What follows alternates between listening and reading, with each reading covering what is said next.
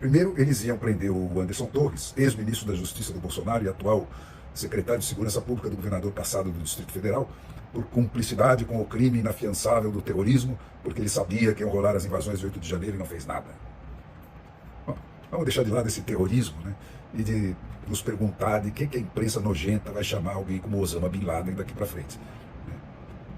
Mas voltando ao caso. Aí, depois dessa primeira ordem de prisão, apareceu a informação acompanhada de farta documentação cheia de detalhes, né, dando conta de que a ABIN avisou 48 órgãos do governo do PT do que ia rolar, né, e com vários dias de antecedência. E de que, entre os avisados, estavam os 16 ministérios do PT que integram o Sistema Brasileiro de Inteligência, o chamado SISBIN, né, e de que os termos desses avisos incluíam frases como, aspas, tem aumentado o número de fretamentos de ônibus para Brasília, o que indica que manifestações violentas podem ocorrer. Mantém-se as convocações para ações violentas e tentativas de ocupações de prédios públicos. Veja bem, mantém-se, né? O que pressupõe que não foi coisa do dia e da hora. Né? Os alertas já vinham sendo feitos antes, né? Os mesmos alertas. E aí apareceram também entrevistas dos ex-ministros de defesa dos últimos governos do PT, como o Aldo Ribeiro e o Raul Jungmann, que, como homens honestos que são e conhecedores de como as coisas funcionam nesse setor, fizeram umas perguntas óbvias que os jornalistas, entre aspas, não fazem. Né? Tais como explicar que o Gabinete de Segurança Institucional, né, o famigerado GSI, subordinado à Presidência da República, né, ao Presidente da República em pessoa, não tivesse reagido aos muitos avisos e outros sinais do que ia acontecer? Por que a Guarda Presidencial, que é um batalhão que mora 7 dias por semana, 24 horas por dia, nos porões do Palácio Presidencial, não se moveu?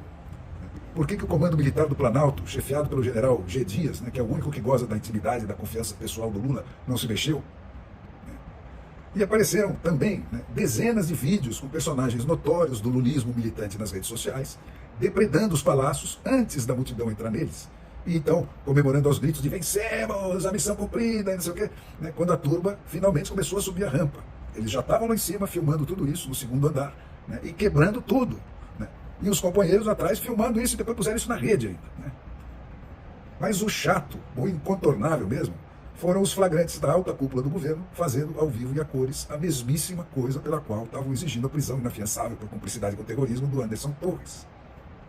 Foi exatamente isso que aconteceu, para a gente ficar só no caso do chefe dos chefes, nos vídeos do próprio ministro Flávio Dino, dizendo que foram informados dos ataques um dia antes e que no momento em que o ataque começou, ele em pessoa foi até a janela do seu ministério, viu que não tinha defesa suficiente, mas não fez nada para acionar uma defesa suficiente.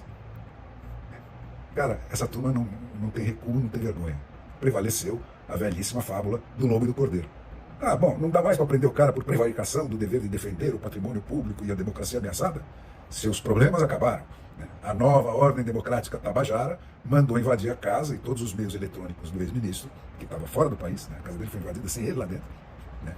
Onde, aspas, foi encontrado um estudo do artigo 136 da Constituição, isso mesmo, da Constituição brasileira, essa que está em vigor, né, que indica que ele e o seu chefe queriam revogar a eleição. Né. O plano nunca foi posto em prática? Sem problema. A democracia tabajara não existem pecados por obras, né, como essas que puseram Lula na prisão, por exemplo. Né, só existem pecados por pensamentos e palavras. Né. Mas agora, gente, é que vem o melhor. Né. Deixa eu ler para vocês, né, o que é esse artigo 136 da Constituição brasileira. Ele está no título 5 da Constituição, que é o que trata da defesa do Estado e das instituições democráticas, na seção 1, que trata do Estado de defesa e do Estado de sítio. Então, passo a ler os trechos que eu assinalei. Artigo 136. O Presidente da República pode, ouvidos o Conselho da República e o Conselho de Defesa Nacional, decretar estado de defesa para preservar ou prontamente restabelecer em locais restritos e determinados a ordem pública ou a paz social ameaçadas por grave e iminente instabilidade institucional. Bom, não tem dúvida que era esse precisamente o quadro que agora está criado no Brasil, e já estava lá também. Parágrafo 1º. O decreto determinará o tempo de duração e as áreas onde será aplicado e indicará as medidas coercitivas a vigorarem dentre as seguintes. Número 1. Restrição dos direitos de, letra A, reunião. Mas espera aí, o Bolsonaro nunca restringiu o direito de reunião de ninguém. Já o PT não sossegou enquanto não acabou com ele em frente aos quartéis do país inteiro. Letra B. Fim do sigilo de comunicação e correspondência. De novo, o Bolsonaro sempre respeitou esses direitos do sigilo de correspondência e comunicação. Já o PT baixou um decreto acabando com ele para todo mundo que tiver qualquer relação com manifestações de crítica a ele, às urnas que o elegeram ou ao STF. E não só para quem proferia essas críticas, mas para todos que nos celulares apreendidos tiverem se comunicado com quem o tenha feito nos últimos 5 anos. Olha o que é isso. Parágrafo 2º. O tempo de duração do estado de defesa não será superior a 30 dias, podendo ser prorrogado uma vez. E há quanto tempo, gente, que nós estamos sob o estado de defesa pessoal do Alexandre de Moraes e dos seus protegidos? 3 anos? 4 anos? Parágrafo 3º. Na vigência do estado de defesa, 2 pontos. Item 1. A prisão por crime contra o Estado será comunicada imediatamente ao juiz competente, que a relaxará se não for legal. Número 3. A prisão ou detenção de qualquer pessoa não poderá ser superior a 10 dias. Item 4. É vedada a incomunicabilidade do preso. E aí eu pergunto, qual decisão de qual juiz em todo o território nacional está valendo hoje, depois que a condenação do Lula por 9 juízes diferentes, de 3 instâncias abaixo do Supremo Tribunal Federal, foi revogada por uma decisão monocrática? E quanto à incomunicabilidade, relaxamento de prisão ilegal, a última matéria que eu mesmo fiz antes de ser censurado na Jovem Pan era sobre alguém que está preso há 7 meses no presídio de segurança máxima em Minas Gerais, incomunicável, por ter feito críticas ao ministro Alexandre de Moraes no seu blog. E voltando à Constituição, parágrafo 4º. Decretado o estado de defesa, o presidente da República, dentro de 24 horas, submeterá o ato ao Congresso, que decidirá sua continuação ou não por maioria absoluta. Parágrafo 5º. Se o Congresso estiver de recesso, ele será convocado no prazo de 5 dias. Parágrafo 6º.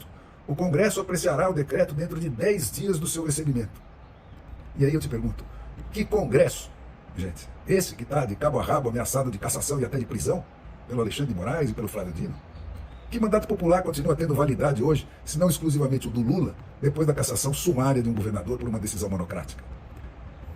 E a conclusão, gente, é que estão mandando prender um ex-ministro da Justiça da República Federativa do Brasil por ter estudado um artigo da Constituição que está em vigor, e que nem ele, nem o Bolsonaro jamais puseram em prática, e que descreve todas as medidas de exceção que o Alexandre de Moraes e o lulismo estão impondo ao país, excluídas todas as exceções, os prazos e garantias que esse artigo prevê. É essa, gente, a democracia tabajara a que o Brasil está submetido hoje, graças exclusivamente aos delírios de meia dúzia de sujeitos e a sua claque na imprensa, e a encolhida covardia de todo o resto do Brasil oficial.